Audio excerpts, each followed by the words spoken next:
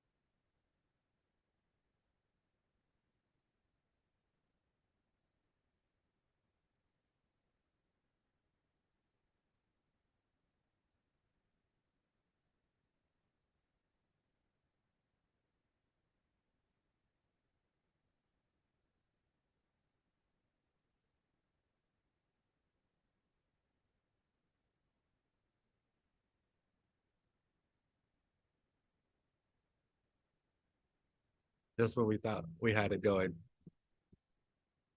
Thanks everyone for your patience. Nevaeh's trying to jump on, Dakota. People downstairs can hear you, but I can't really hear you right now.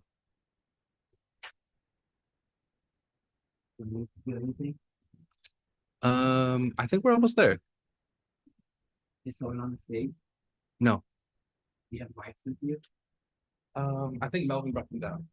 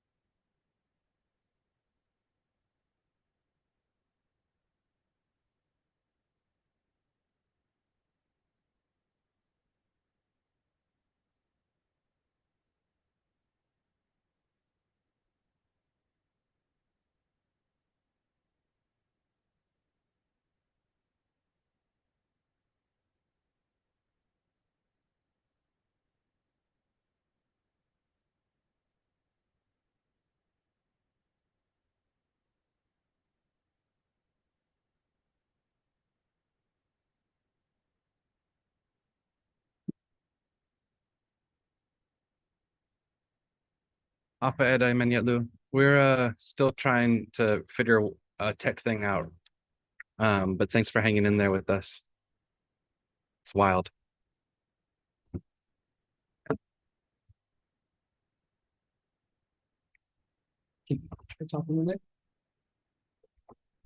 Hello, testing. Testing,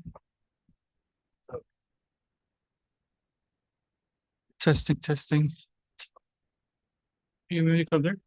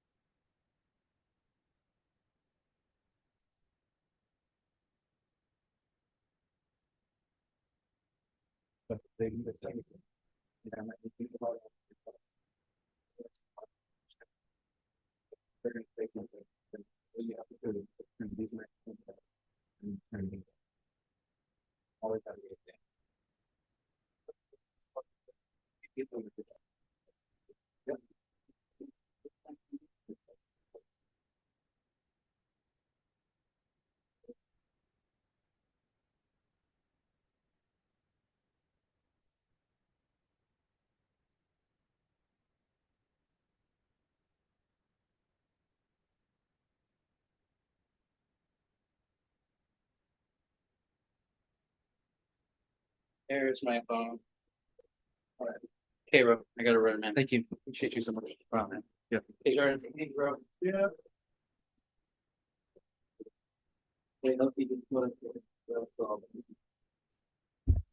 Okay, Menyetlu. So here's the deal. It's kind of a complicated tech situation. And anytime that you're going to talk, we have to mute our microphones on our side. It's the only way that it's going to make it possible for this Zoom computer to hear us, so that you can hear what's happening live.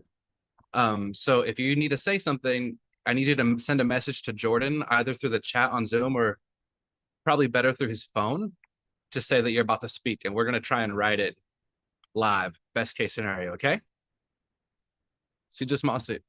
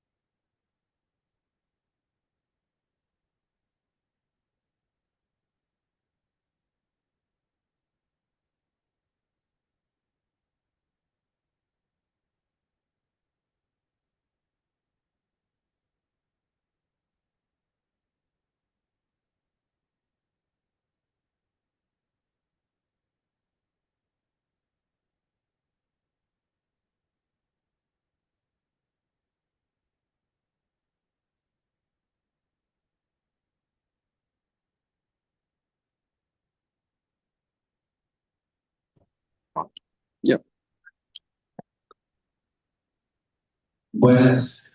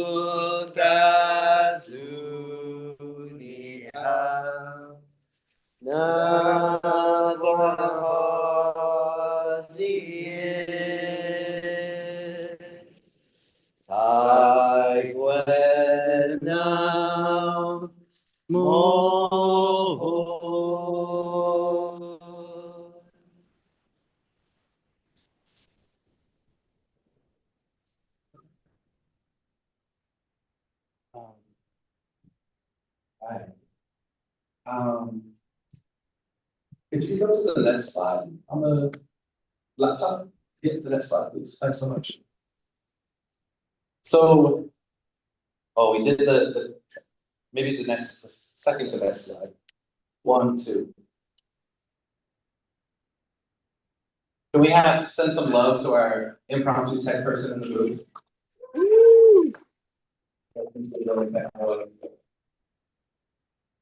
I might.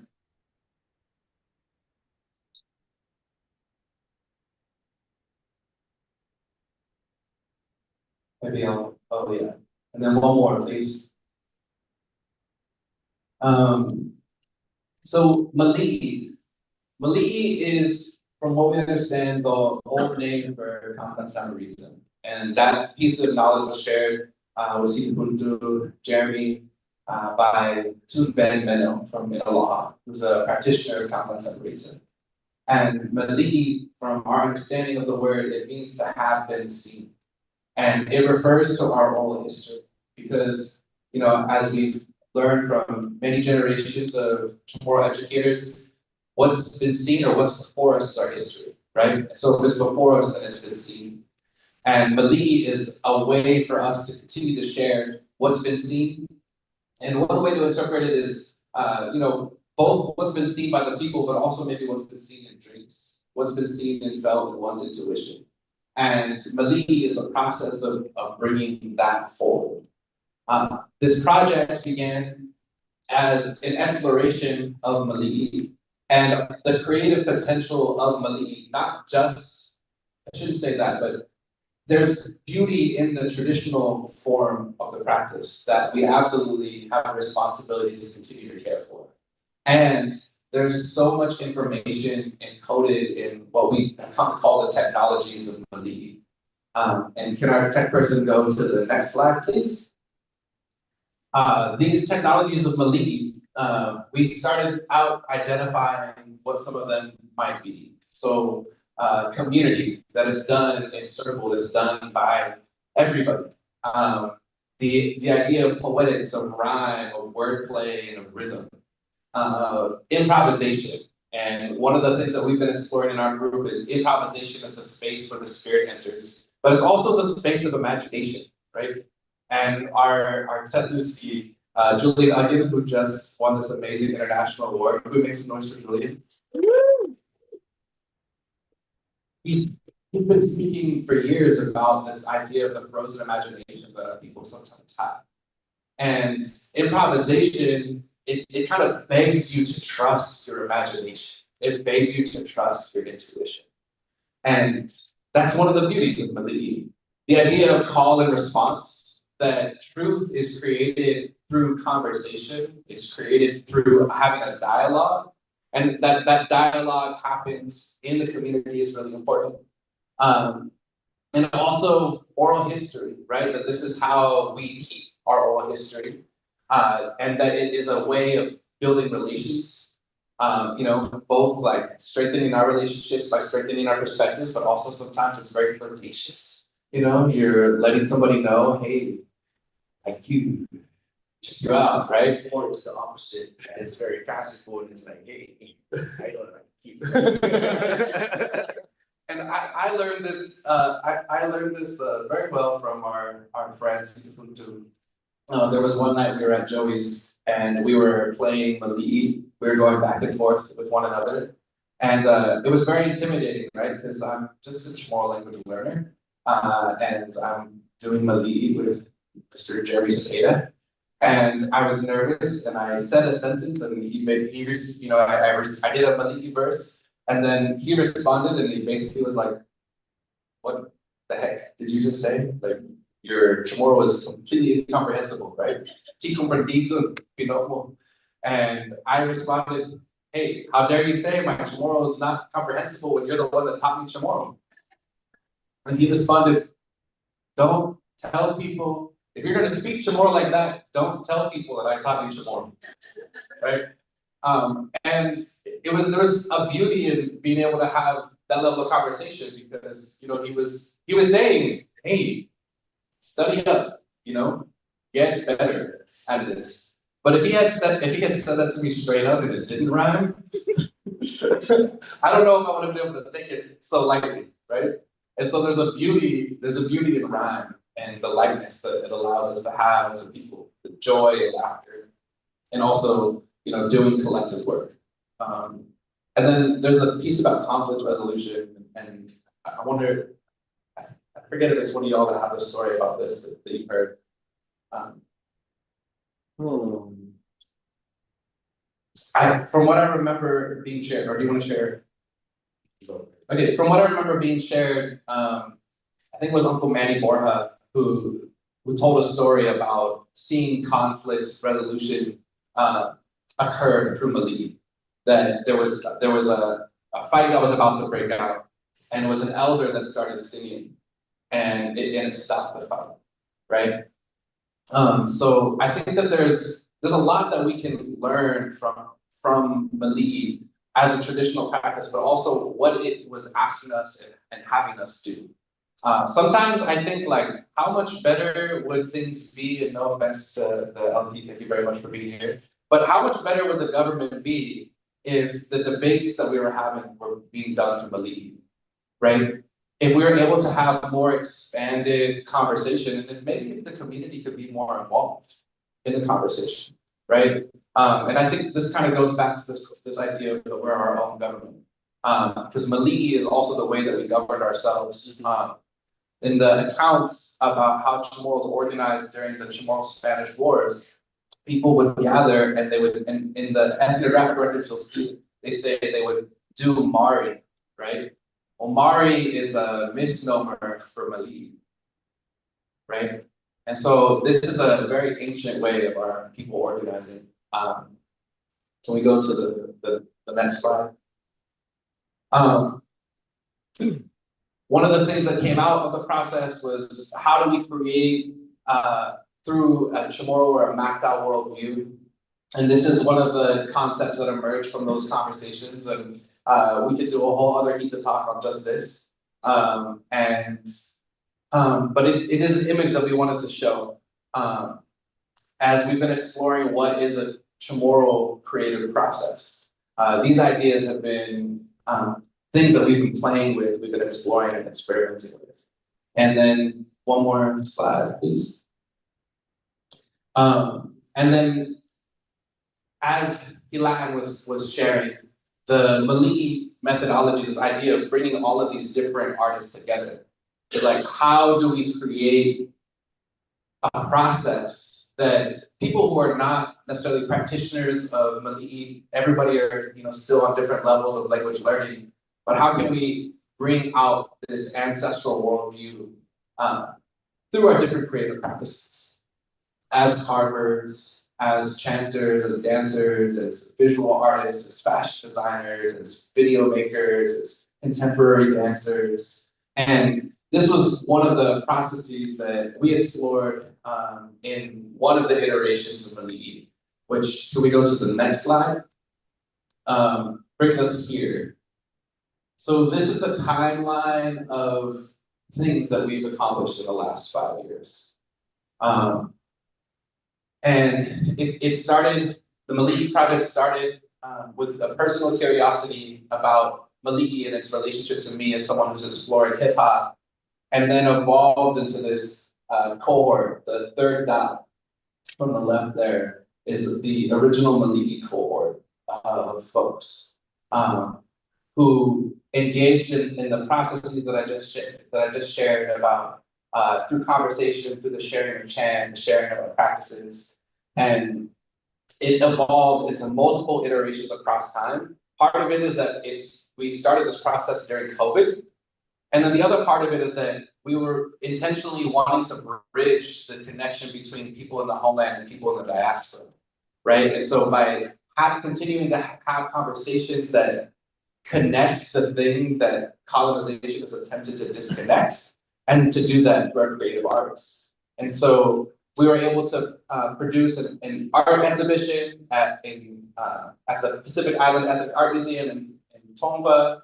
We did a 2-week residency in Wabanaki, where and we'll see some footage of that in a second.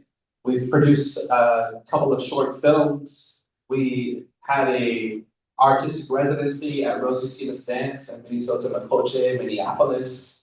We did a 2-week residency in Seattle, where we connected with Black and Native communities, using Mali'i as the ground in which to have our conversations. And that culminated in a week-long experience with the Suquamish. And we built with the Suquamish because when Kalina, who's in the picture here, the green skirt leaning down into the ground, when she came to Guahan for the ceremony where she brought oil from her land, she let us know that there's 45 to 50 CHamoru Suquamish members. And so, but a lot of them had never been home and hadn't had a chance to connect to their culture. And so we got to do a beautiful ceremony inside of their longhouse. And then that leads into what we've done over the last 3 weeks. So I think I'm gonna ask you to go to the next slide, and you'll have to press like right or spacebar 4 times in order to get all the videos playing at the same time. As I'm getting through this real quick, it's really cool. 6 people from Guahan, CHamoru artists, 6 people from the all of Turtle Island, CHamoru artists come together. How do we learn from each other? How do we understand each other's artistic backgrounds? How do we understand that we're not the same people? We're oftentimes different people. So there's a lot of conflict resolution. There's a lot of joy happening when we're together as artisans. There's a lot of experience of newness. Like, how do we blend? How do we be artists with one another? And I think that's the time bonds between the 12 individuals, that we're creators. We're creative people. Now, how do we respond to each other's creativity? How do we respond to our ideas? Whether it may not be the same, or whether they are the same. But we go through this experience, which is intentional, which is the process of Matan Guma. What you see in all the images is us learning from each other. In the top left-hand corner, we're learning the chants, we're understanding what does it mean to create movement with one another. How do we respond to what movement we like? And then it goes into us in Seattle, in Squamish, doing an activation with the Squamish Nation. And we got to connect with, like Dakota said, 50 CHamoros who never even knew about what it means to be Chamorro other than meeting a group of CHamoros who came over for a week. Then we have Payam, which is with Auntie Fran Yuhan, and she's the one that's the caretaker of the space, a connector for a lot of us CHamoros with the Tonga community, which is the indigenous tribes. But it's a lot of exchanges, a lot of stories being shared, whether it's our, like the top left-hand corner, Latins weaving with cedar, and our exchange with them was palm fibers. But we wove the same things, but we just used different materials. So what does that story look like for all of us and what we're kind of navigating and understanding together? So and it's developed where we're able to present a nice performance for the Squamish Nation, for how we're able to facilitate workshops within youth groups, which you'll be learning about shortly. Again, top right-hand corner is the view of CHAM. During the years of COVID, while we're meeting online, we're also sharing our stories of what we're creating. If we're going to contribute something into this whole art collective, what is it that we're going to contribute? My roles is that I'm a storyteller through pattern and tapestry textiles. So in the top left-hand corner back there, like everyone is wearing different attire. Each different patterns, each a story that resembles they themselves, that I am very fortunate to foster and then nurture with their stories. So yeah, we'll be sharing more. Is there anything else that I kind of missed on? Anything you wanted to add about any of these? All of these cool experiences. And so I'm asking now for the folks that are online, if anyone wants to share about any part of these experiences that we're seeing on the screen. And we all know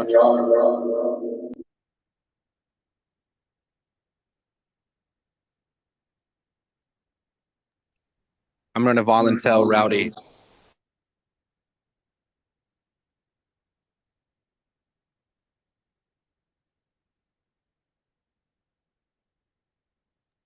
Actually, I said Mickey says that she wants to share.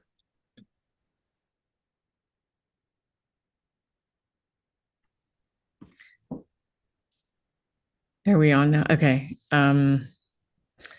Good play, Rowdy. Let's see.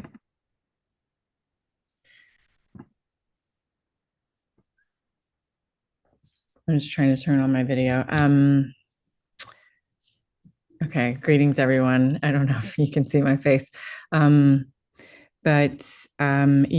I was just asked to speak about, like, I guess the evolution of these activations and I guess the community building for on island and off. And I just know that this has been one of the most important projects of, I think my career, and also in terms of things that I feel like we can give each other as CHamoru. You know, living in the diaspora and on island, you know, it was incredibly humbling to like take care of everyone's work while the show was going up. Fanhasusan was being shown at the Pacific Island Ethnic Art Museum. This is just a very special place here in Southern California, in Tongva and Turtle Island. It's a place that is ran by a CHamoru director. So we have an indigenous lead who's actually like letting us engage with the objects within them. Like it's really tactile, and it was just like the perfect house and the perfect to kind of like bring all of our relations together, all our creative relations together. And these are, I think everybody in the group is like an artist that, you know, I started admiring from afar. And I think that's very common for us as creatives. You know, we're on Instagram, we see each other maybe at a distance, or if we're back home, or if we're at the Festival of the Pacific. But I do think that it's important to kind of reinforce those relationships so that we learn from each other. But also really think about deeply about, I guess, how we can contribute to moving the culture forward, the love forward. And I think each iteration, each time that we get to work with different indigenous communities and have that exchange, that is also extremely, I think, ancestral and like eye-opening, because like we know it now, like people have always been on the move, and especially our people. And we have been in communication with other seafaring people. And I think it's like just like it's always a reminder about you know, just how special it is to be a part of the Chamorro, you know, community. So thank you. That's all I wanted to share. I guess one more thing is that it also gives us, like, I think, fortifying the relationships that we have to one another on island and off. I know that so often things are kind of maybe get tilted towards off island. And I just think it's important to have the reciprocal relationship through and through, that we are both going both ways, or that we're, you know, seeing each other. And I just think that's like at the root of what it is to be Chamorro. And things get more balanced between us, because some of us are so far away and you know, long for home, and then some of us are home and want to stay home, or also, you know, maybe think about what it's like to be elsewhere. So I just think that exchange is important. And the community that Malihi that Malihi has built has also just given, I think, I speak personally, given me the confidence, I think, to move forward, and also providing like a space for other creatives here in Los Angeles, Pacifica creatives. And so I think that was like the fortification that I got from Mali'i, like really pushed me into a very, you know, into that unknown. And so I'm also very grateful. But that's kind of the beauty of, like, when we heal, when we're together, when we support each other, the sacrament rises, you know, like more people can fit and we lift each other up. And so that's another testament to the kind of like healing or support in this work. Sizus Masi.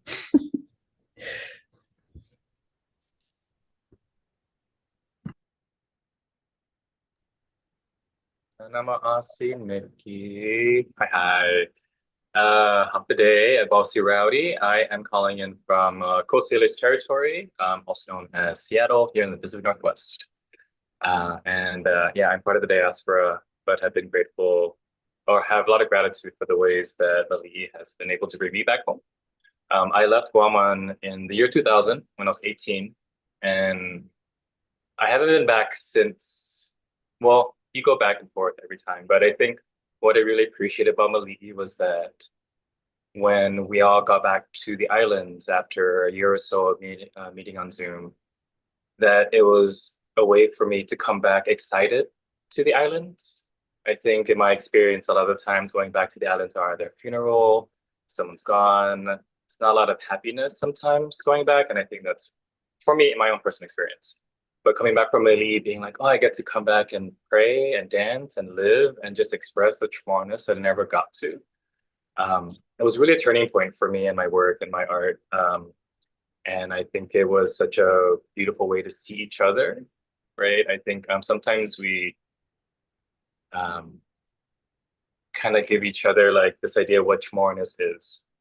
But when I'm in Mali'i, I'm like, I don't know what Chamorroness is, but that's the exciting thing, because we're building it together.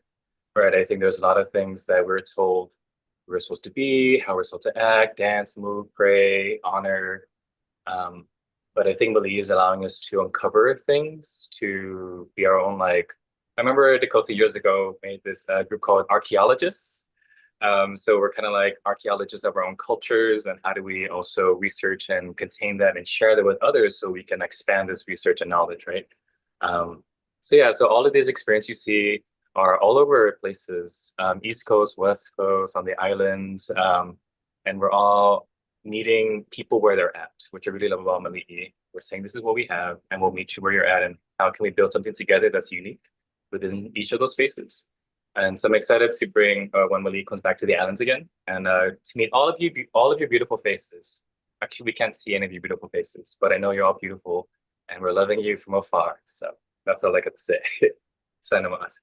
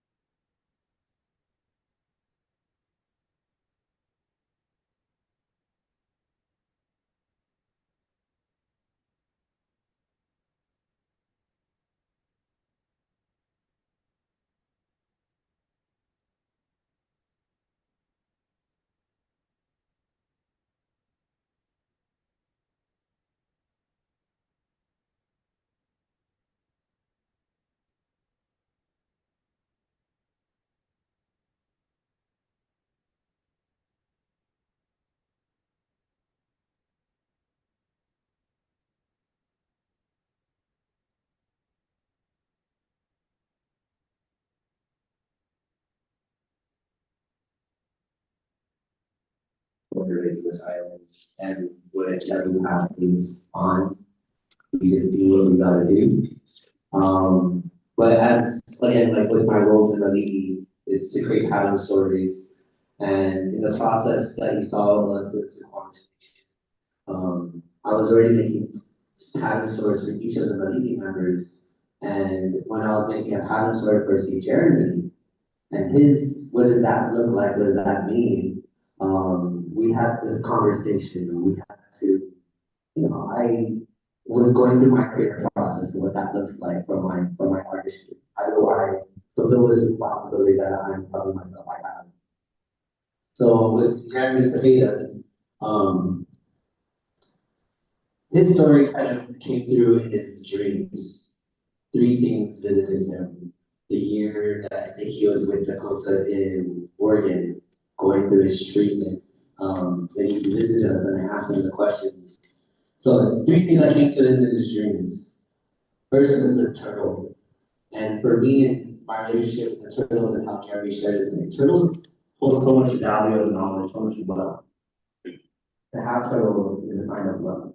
It may not be monetary wealth, but it's the wealth of spirit, the wealth of hearts, the wealth of family. And Jeremy held a lot of that. Then the second animal that visited him was a saliga or a centipede, which is these 4 patterns, right? These 4 lines. The saliga is a very sacred animal, even though today we think of it as an insect that we just want to get rid of, that's going to escape us. But really, in the essence of our relationship to centipedes, it's more of a sacred animal. It's a medicine. And in essence, that Jeremy represented that. Jeremy's work was medicine to our people. The language he provided without the silent context and other contexts that's introduced. Jeremy's medicine when he had us in CHamoru classes and taught us language. Jeremy was medicine because he provided such good food. Hopi clam, colourwind was some of his favorites. You know, that's another thing that really stood out when he shared that story. Then the last thing that came to me, the last thing that came to Jeremy that he shared with me was that the sea was popping up in his dreams. Which for me, the sea was a way of how Jeremy's work was. You know, sometimes struck, it was very accurate, it was very precise. And that just showed how Jeremy's wealth was. He was very articulate, he was very versed, he was very researched. And when he did something, he always did it with class. You know, the style, just like a sea. When a sea is about to catch its prey to the water, it darts in, straightforward and gets it. And that's Jeremy's work. He allowed us to understand things, get things. So the process of allowing Jeremy to be sent off, it was really cool how it was actually us 3 and C. Royce in the crowd. We took care of him on the last coming weeks, the last days of his life in this time space. But to be able to come together, prepare ceremony for each other with his family, which we're so blessed to learn more about C. Jeremy and vice versa, allow them to learn more about Jeremy from our personal experiences. Because those are exchange. A lot of things that I learned about this whole process, a lot of family members, if I'm not mistaken, like they didn't really get to know Jeremy as well as we got to know him. Because we got to have a culture aspect of things, the nitty-gritty, or just him telling us to stay up late and stay up really late until the morning comes. That was pretty intense. But yeah, and then in his farewell, we shall do that his family sent him off. I was very blessed to be tasked to paint his casket, which is very daunting, very sacred in a way. And a lot of our process at Guma is making new things become sacred. Not a lot of folks get a casket painted for you. And this process that we were able to do was a very, very sacred moment. We made saligas from coconut leaves with his family, just for the ceremonies to pass out as a protection. But when we painted his casket with his patterns, and I count every single one as each pattern. When we painted it on his casket, there's about 39 of these sets of habits. And so serendipitously, which is the whole work of momentarily, is that 39 was also the age when he passed. For us to reflect on moments like that kind of gives us resolution of the work that we're doing, that the work that we're sharing and that we're on we're navigating is coming full circle because stories like that presents itself serendipitously. Yeah, I think that was a beautiful experience in my personal end. And that was a great form of me to respond impromptu. But it's out of your heart. It's out of what you need to do for your family or your island. So yeah, sign off to Kelly for allowing us to do the work that you're 27 to continue and not stop to the end. But yeah, so that's my 2 cents in that story.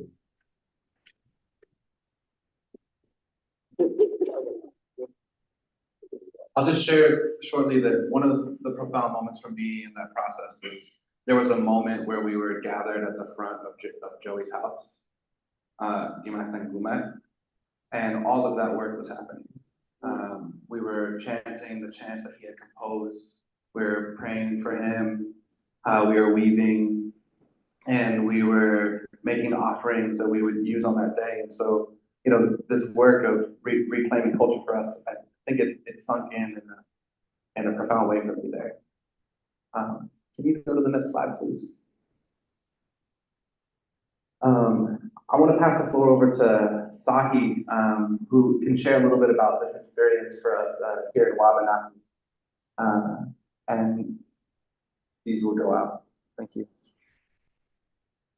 Afade toru samlu wahusi Sahi, gidza itano Coast Salish and Dokosh.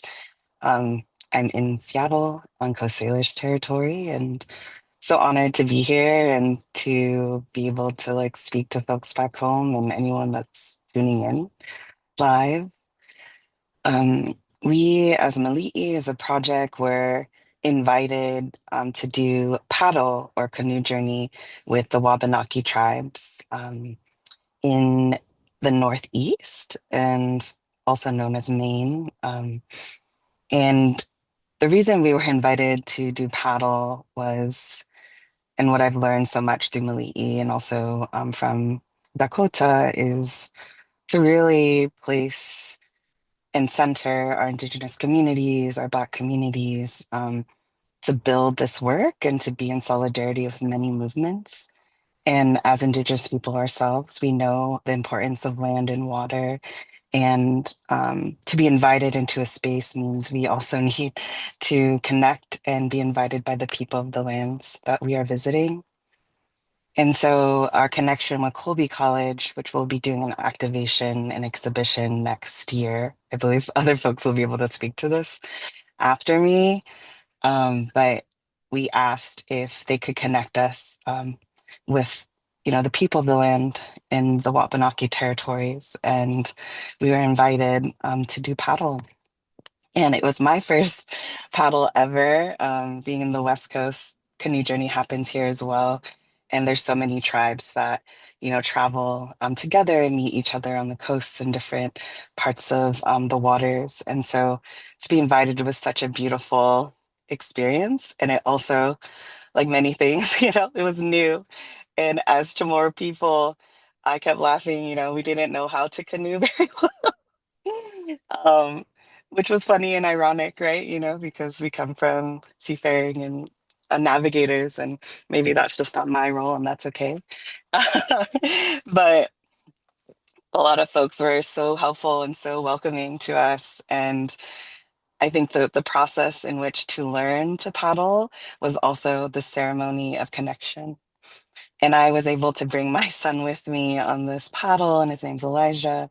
He's not here right now on this call, but he was a photographer and one of the witnesses that was able to follow us throughout our journey. And it was his first paddle as well. And I think that was very significant for me to see him in ceremony, and he's 16 years old.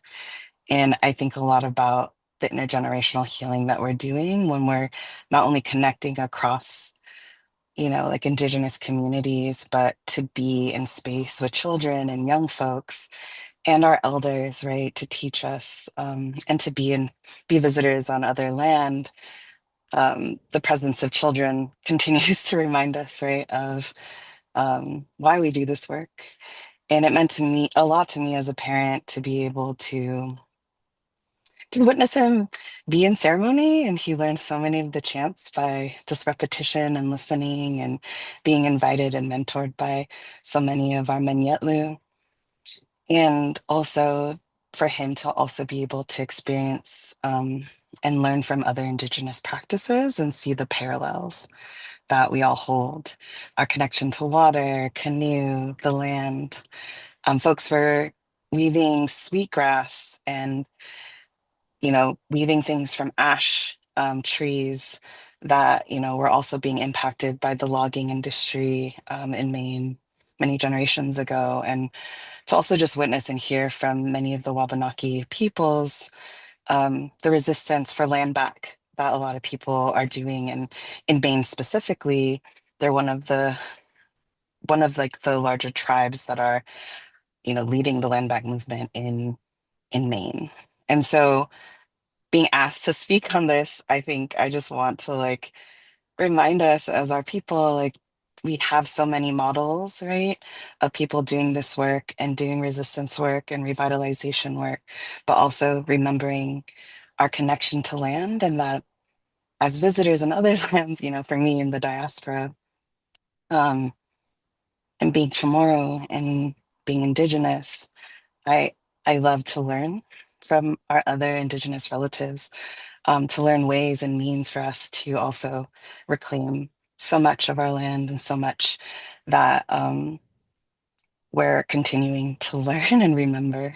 And yeah, I'm really grateful to share, and I'm excited for others to also share their experience and what paddle meant to them, being in Wabanaki territory. And I'm really excited to think about what does that mean for us as CHamoru people, to be connected to our canoes and to the water and to build ceremony around it. So namaste. Biba. Our experience in Wabanaki in the state of Maine was actually a really big deal for a lot of us. A lot of the biggest experience that I would say is that, look, all of these folks was on this last ancestral paddle. This is the biggest they've had in over 26 years. This ancestral paddle kind of symbolized for the Wabanaki community between two specific tribes. It was their way of saying this is peace between us. They had a wampum belt, which is a shell belt, that emphasized that this is their treaty keep. Everything that's said and needed to be said in the treaty was all within that belt, that shell belt that looks like a spondylus belt. But theirs is purple, ours is orange. But it was, I think the most profound part about this experience is that we got to retrace and experience their treaty between one Indian nation to the next Native nation, one Native nation to the next Native nation. And we got to paddle with the community, within their songs, within their ceremony, about the whole paddle, for 2 whole days, camping with them. Being very cold because I was very cold. Having to not go in the long grass because you're gonna get sick. But I think one of the coolest takeaways is like, what does it mean to create peace between different tribes, different nations? And how does that look like back at home here in the Marianas? Knowing that there is this little tension here and there between our sister islands. Why was that? Makes us ask, but also allows us to understand there's other ways to create peace, other ways to create treaties between us. It doesn't need to be at the base level of what politics tells us, but we can do it at least between people of the island. Like that's my biggest takeaway from this experience. Coolest fun fact. This is a 32.5-mile paddle for 2 days. Our team was able to paddle half of this island of Guam. which encompasses the total miles of this paddle. So for a lot of us, it was like, okay, so this is what it means to paddle this long, this hard. What does that mean? And then it made us also vision, like, what does it mean to paddle to the other islands? What does that mean for our navigators to finally land there? What does that accomplish for them? What was that experience like to have a relationship with that new group of people? So it really empowered us to like, what does this work like back at home? How does that lead to the future generations doing something different? Something that they don't have to live with it. So I think that's the best profound experience. We were also watched over by eagles the whole way. And when we landed at the final destination, an eagle flew right over the lead chief who led us into the Maine. And that was a nice sign for a lot of us that the work was done. And then we celebrated with the whole Wabanaki community. Yeah, it was a really beautiful exchange.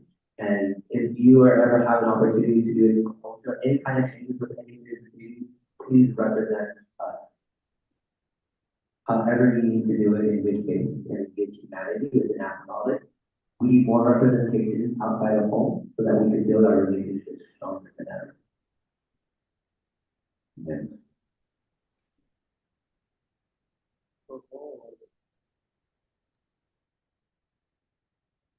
Pwede Todosanzu si Heidi Tagalog Kenya. Here in Tongva land in Long Beach, LA Basin, Los Angeles, San Lagu. Yeah, the paddle was an experience that I will never forget. Though the 32.5 miles that we paddled were strenuous, was very like as if you could never see the end. But it was the gathering of all of us together and the support of everyone, not only the Wabanaki people, but also our own fellow paddlers and Mali'i artists that were with us and our scouts, that we got through it. The first day I was with a fellow artist, Rowdy, and we felt every emotion that you can think of, from, you know, frustration to isolation to almost defeat, but we're able to pick up ourselves and find a way to get through. You know, it was very difficult at first because it was also my first paddle, and trying to understand and communicate verbally and non-verbally was the joy in itself. But the second day I had the honor of riding in a warrior canoe with the community, with the Wabanaki community. There were elders there as well as youth, and I fit right in perfectly in that canoe.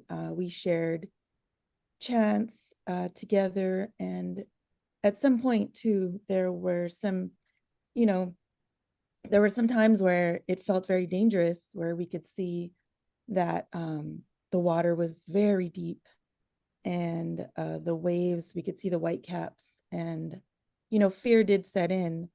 But, you know, knowing that there were children on there with us, we didn't want them to feel, you know, our anxiousness. So we got through it with laughter. We got through it with, you know, Kantan CHamurita, and going back and forth with each other's chants in our own languages. But, you know, we too also were blessed to see porpoises, which is the smaller tuninos with the smashed sort of nostril, and we saw 4 of them, and no one else saw them but our canoe for some mysterious reason. But you know, it was many stories to tell and many adventures to tell in that whole experience. And yeah, from camping to just being thankful for having a place to rest your head, to shower and to rest. So si Diyos maasi.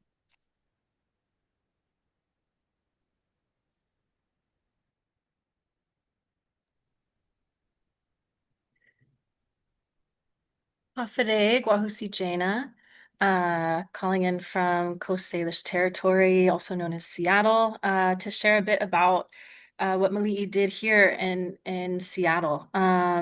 Right after that Wabanaki paddle, imagine they did that ancestral paddle, and then they came straight here and led 2 weeks of workshops with a trip to LA in between.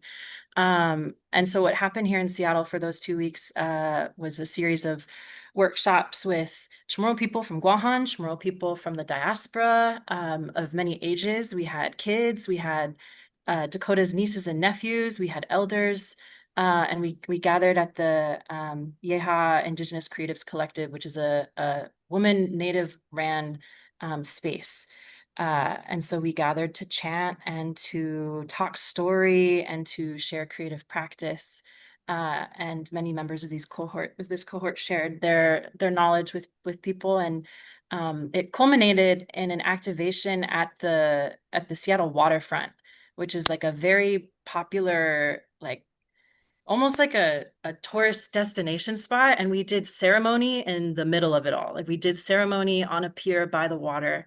And I think what the most profound and impactful part of that whole experience, though it culminated in that ceremony, like the real takeaway was the time that we spent in community with one another. Like it was the late nights talking story, it was the cooking meals, and it was the fact that all these people came from home and came out here to the diaspora. I'm born and raised in the diaspora, and I've gone back and forth a lot. And it was a really profound moment of bridging and connecting CHamoru community here in the States who are hungry and eager to stay rooted. And you know, like kids who are born and raised here got to participate in ceremony.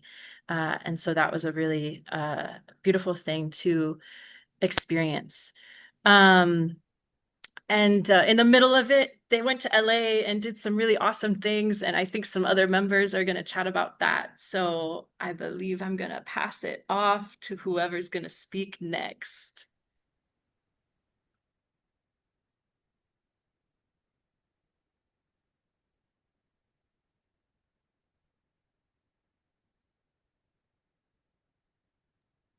I think we're going to take it back to Kantan CHamurita Foundation's annual Tafanapati. It's our CHamoru immersion camp. We hold it at UCLA annually, and this year was our 10th.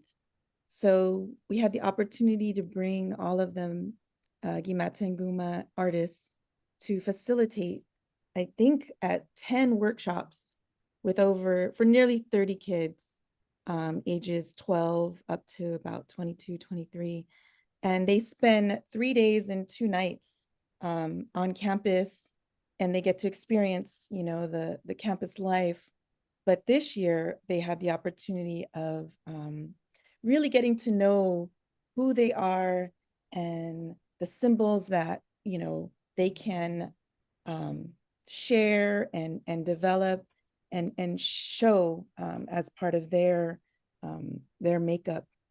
I have one of my students with me who has experienced it, Tafanapati, and I would love for her to share. Her name is Nevaeh. She'll come on just in a bit. But we did end the weekend with an activation at Homeland in Long Beach, where we have our weekly rehearsals. And there we shared with the community. There was over, I would say, 150 people there, just understanding and learning more about Mali'i and the work that we did with the kids at Tafanapati. So I'm going to send that over to Nevaeh. Zanamasi. Hafade inan husi Nevaeh Janae, Leon Guerrero, Tata Talafofo, Familian Pomperus and Chichis, and Tata CHamurita, Familian Clara. I'm a daughter to AJ and Jenny Leon Guerrero, and a granddaughter to Barney and Sat Leon Guerrero.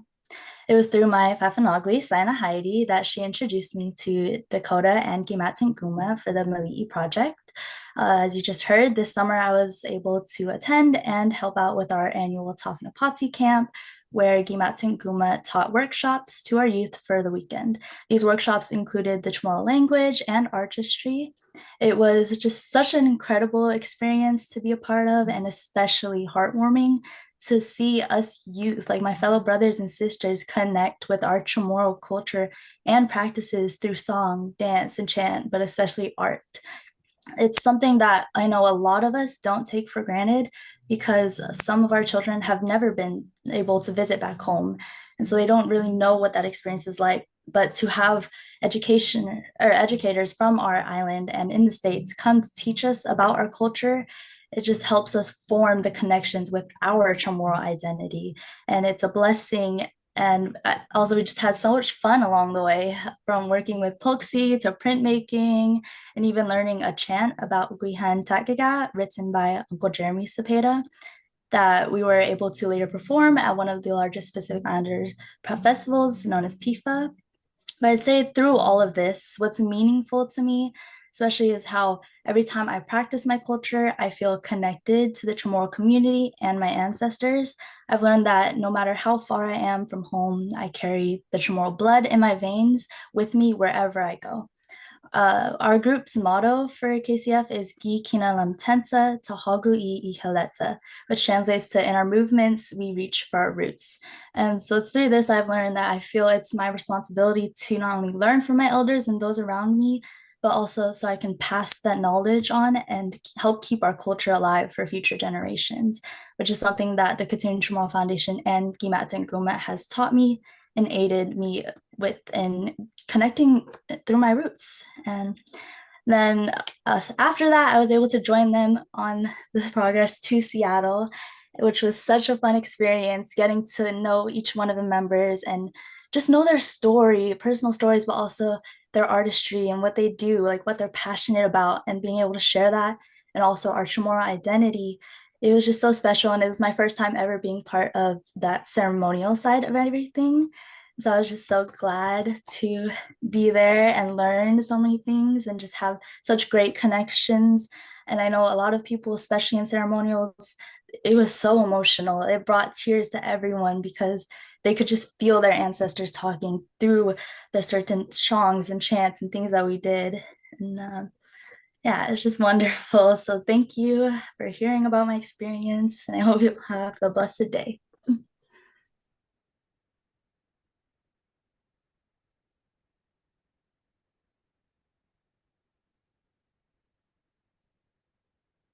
I'm gonna try to add to that. So yeah, well, we were at UCLA, teaching workshops, and check that out, right? UCLA, straight from the ranch to one of the highest level institutions in the nation, right? Yeah. And I don't even have a degree.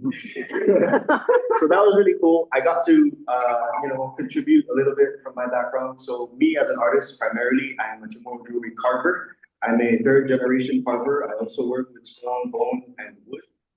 And fiber. So when I was around 13, slinging started coming back on Guam, and I got really, really interested in it, and that led to me ultimately becoming a fiber worker. The primary fiber that I work with is Polksy, and that comes from the wild hibiscus tree or the papa tree. And I've taught workshops here and there for however many years.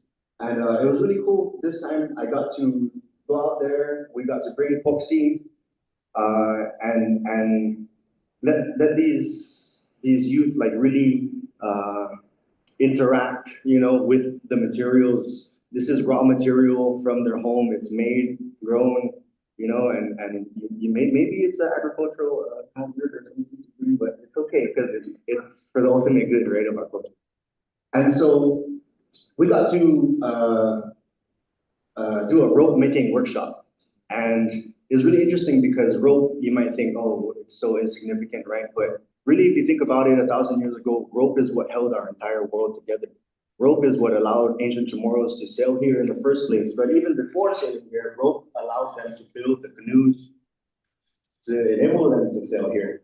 So rope, right, is a really, really essential tool for island survival. And it's also a really strong metaphor because rope is made up of a bunch of little fibers, and by themselves, those little fibers are very, very frail and weak. But when you put them all together and you braid them, it becomes a lot stronger. And it's a metaphor also for a community and how we come together, how we weave, our skills, our knowledge, our insights, and our perspectives together to achieve a common goal. And so these kids were so ready to just take in, everything like a dry sponge.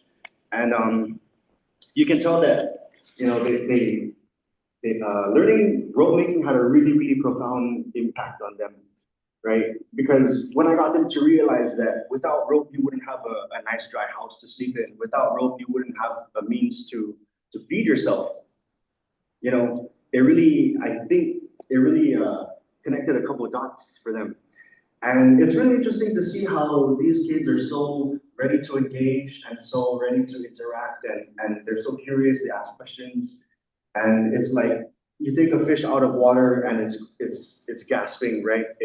And as soon as you put it back into water, it's revitalized.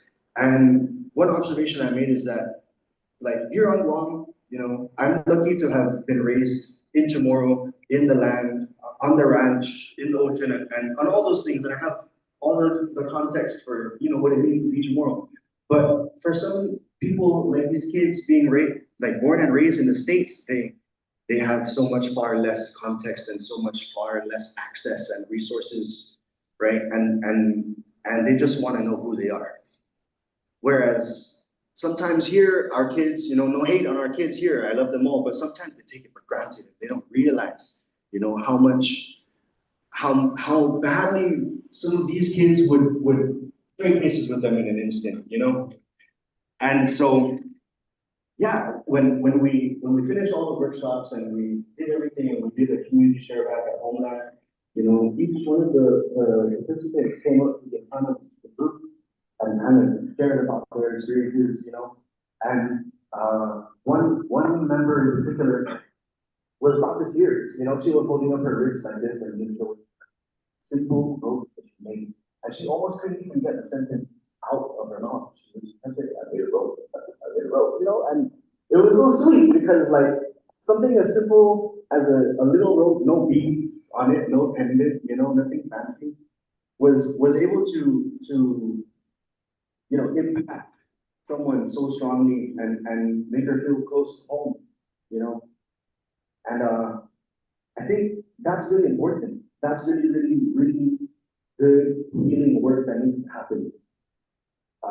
Especially with youth, and especially with youth so far removed, And yeah, you never know, like, she might go on to be someone really great and move home and be able to contribute really amazing things to us and her home, when she's ready.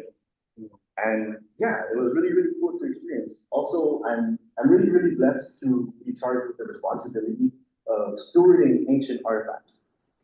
And so not only were we able to bring raw natural materials out there to work with, we brought sling stones and axe blades and spondylus monkey beads, artifacts, things that their ancestors held and made and used to provide for themselves and to express their identities, 500,000, 2,000 years ago, and for them to hold these things and have the realization that I'm holding something not only from home, but something that my ancestors held 1,000 years had a very, very deep and meaningful impact on them. And hopefully, with this project, the culture is already instilled in them, but by telling them, hey, we were all kids like at one point, and the culture was instilled in us at some point, and here we are now, completing the circle, bringing it back to you guys. And our greatest hope is that one day you guys will be leaders and artists, and we'll circle back and do the same thing, and not only so that you can pass it on to the next generation, which is incredibly important, we can all do, but also to have it and to hold it for yourself, like these traditional knowledge and practices and culture and language, it can serve us too. It's not selfish for us to want these things for ourselves. And we have to know them and have a relationship with them before and understand them and embody them before we can effectively pass it on.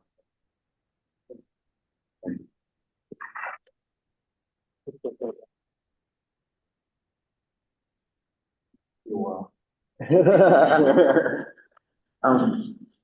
The last thing that we were able to accomplish, sorry, I told you 2 slides on that one. Yeah. And then, yeah, and then you can share. The last thing that we were able to accomplish last month was we got to travel to the Chile territory for the Marianas Festival, which is now the largest festival of Chamorros outside of here, outside of the Marianas. And it was really beautiful because, you know, one of the things that I was taught, and I want to acknowledge Uncle Leonard, you know, you played a really big role in knowing this to be true for me, is, you know, is to honor the protocol of the place. And so when I heard that we were going to have a chance to be a part of the Marianas Festival, I reached out to my friends and I was like, who are the first people of this place? And we talked to them and build relationships with them and see if they'd be willing to come and share about who they are and, you know, open the festival up with the protocol.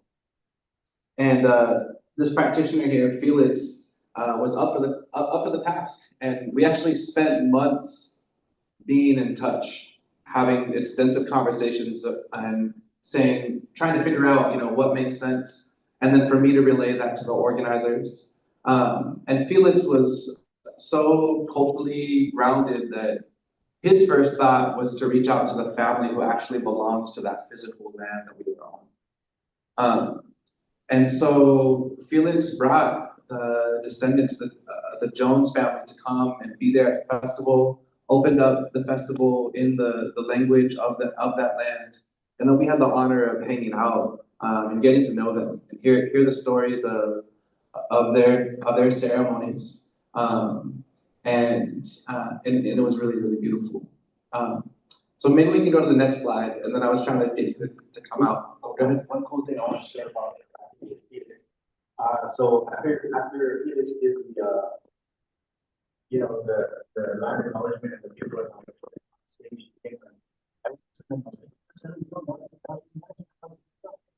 and he goes, I must you, bro, no problem. And I go, hey, I was like, wow. And we had been interacting maybe like a whole hour. Crazy, we had a Mossy, and I kept saying back to him, I was like, wow. Because I thought you were saying Saina Mossy in CHamoru to me, but it turned out in their language, thank you, and Kaya Mossy. Yeah, and I was like, oh. Yeah. And then before we transition to the Q&A, I wanted to give the floor over to Jordan. So in this process of we introduced this idea of the witness, the person who sees, and it comes from relationships that we've built with Coast Salish peoples, and also kind of thinking about what does it mean to be seen, to have been seen. And you know, we have all this beautiful documentation because of people whose job it was to treat seeing as a ceremony. And in this last trip, we were blessed to have 5 different witnesses. Another one of our witnesses is over there in the corner, Amanda Victoria, sending you lots of love. Send love to Amanda. Other witnesses were Vito, Quintum Sagai, Elijah, the last guy who saw his son, and Jordan Canuello. So I wondering if you could just say a couple words about what it meant for you to be a witness. And then we're going to open it up for Q&A.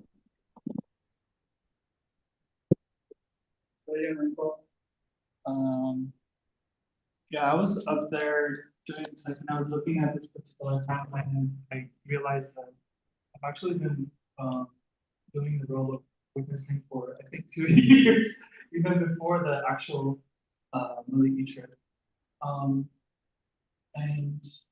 if I'm going to sum it up, I want to say that, you know, for me, I was going in thinking that this was going to be like some sort of like vaguely I thought it was going to be meaningful because we're going to be in ceremony with a lot of people, and that I thought I was going to be able to just practice my camera skills and filming skills.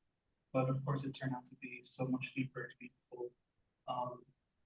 I just, as a witness, the things that I saw that, may not really come out in video just yet. I just saw so much love and passion from so many of my peers. Like, I mean, I think you guys can feel it just from what dᶻidᶻəlalič and Joe talking about, particularly talking about working with kids. Yeah, and I think there's something. This trip was kind of condensed, so it was the most statistically exhausted I've ever been, but also spiritually creative. I thought it was so beautiful to see so many people that I consider my peers, really doing good work, like so guided, so intentional, and I felt an overwhelming sense of love and community just by witnessing.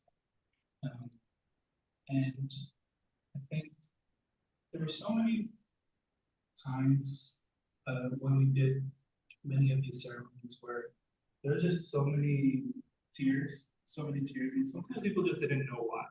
Just being within the energy of ceremony, like singing and having children like running around and like not being scolded. There was something really healing about that as well for me. So overall, I just thought it was really beautiful. I really am honored to be able to serve my role as a witness. And lastly, I'll say that as a fun fan, this is really it's really interesting because some Chamorro people they talk to me and they say like we have a very different setup back home in terms of culture, and that makes some sense because colonization has affected us differently, right? And I'm just reflecting on just how much I learned from this particular event, course in general, of course. But yeah, I'm super grateful for the opportunity to witness. Yeah, that's pretty much what I'm share.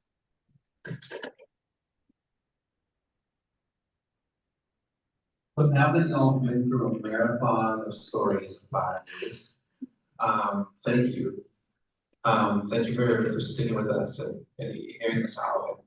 I think it'd be really great for us to hear any questions that you have, and responses, reflections, and yeah, anything that you want to know or you want to share. We're here for it. So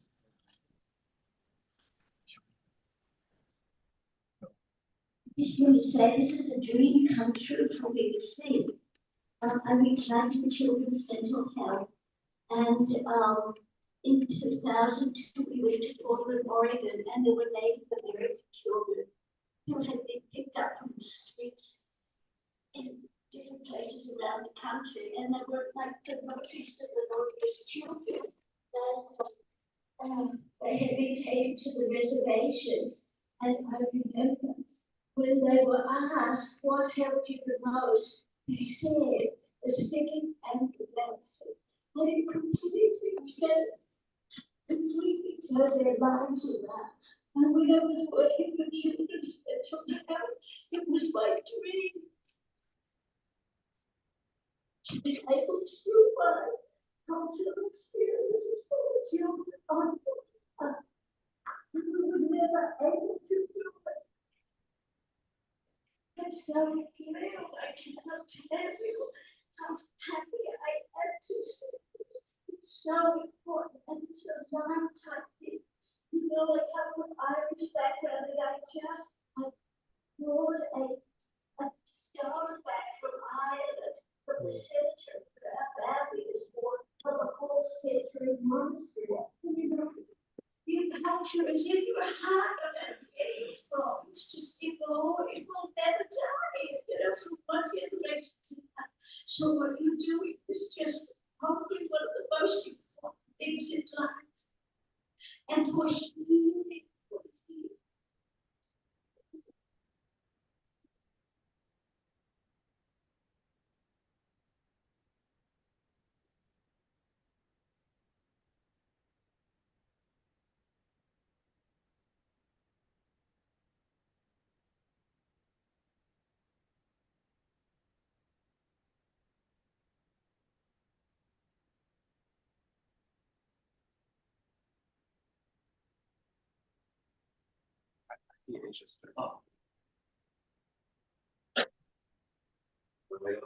You're gonna give it to Asia.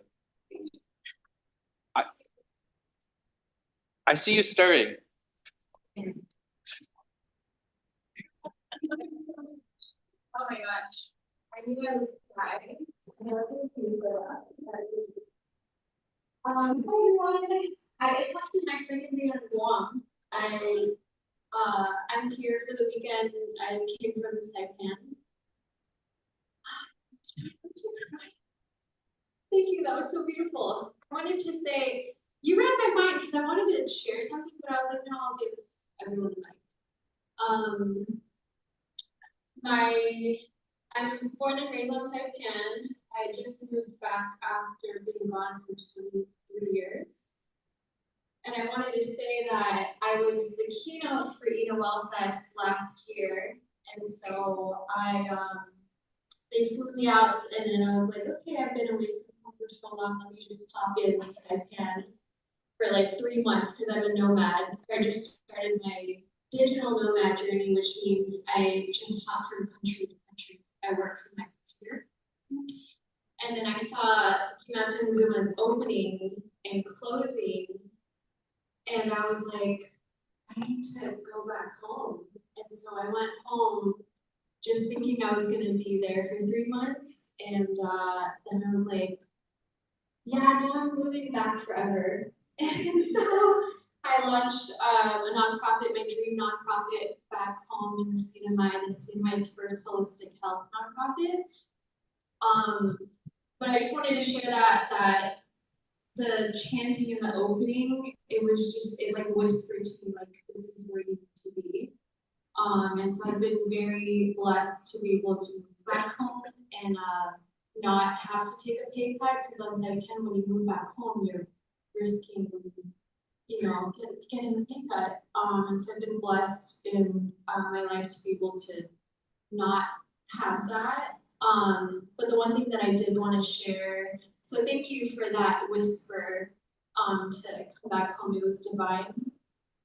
I went to, I'm sure everyone knows who dᶻidᶻəlalič is.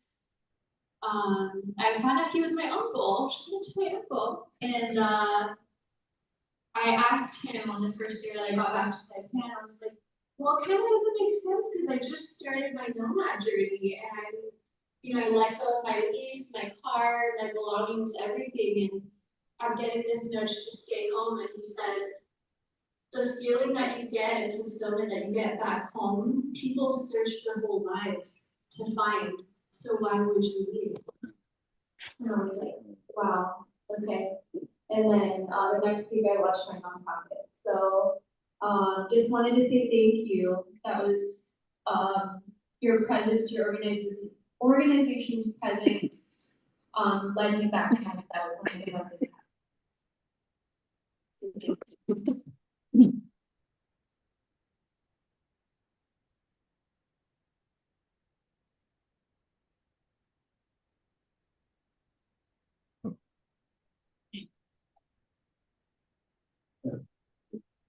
Thank you, everyone. Very inspiring. Very much learning a lot from what I observed. I have met several different indigenous people from different areas of the world. And so profoundly, indigenous people convey the concept of sacredness. This is just so meaningful, and I appreciate you bringing up the concept of sacredness. Thank you so much. No, thank you for all of that. Awesome.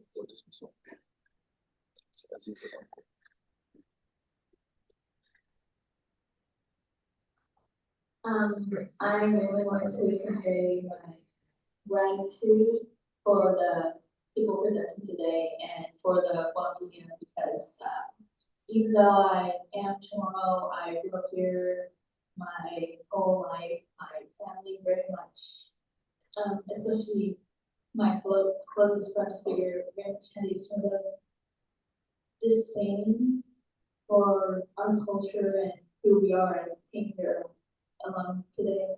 because I wanted to learn more.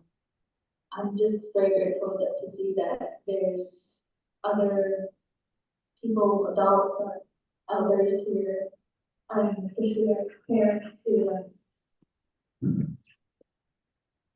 care so much to be able to share this. Thank you.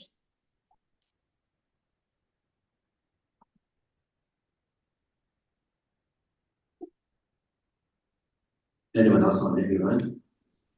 No. Make me run. Thank you, Jody.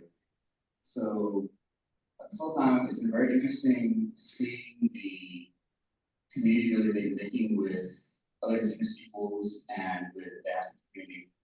Growing up in Guam and from the village of Tovaangar, and especially amongst the South and our Chamorro community for our youth. For those of us who don't have much, there's a lot of anger, a lot of feeling of being like disregarded or like abandoned. We don't have a lot growing up. It feels like the world is just like empty and this island is just like a rock. And I wish that I saw more of this sort of community building or this use of like art to create a sense of like belonging or pride in culture. And I found it as an adult, and I think that there's still a lot of work to be done to share more of this with our youth, especially those who come from not so very good means. And I think that the powerful movement that I felt in witnessing the beauty that you guys bring to this world is amazing. And I think that this is what we need more of. You're doing that great work to bridge that divide between our communities from across the waters and with other communities that share in the same harms that we've experienced. And I want to see that work continue.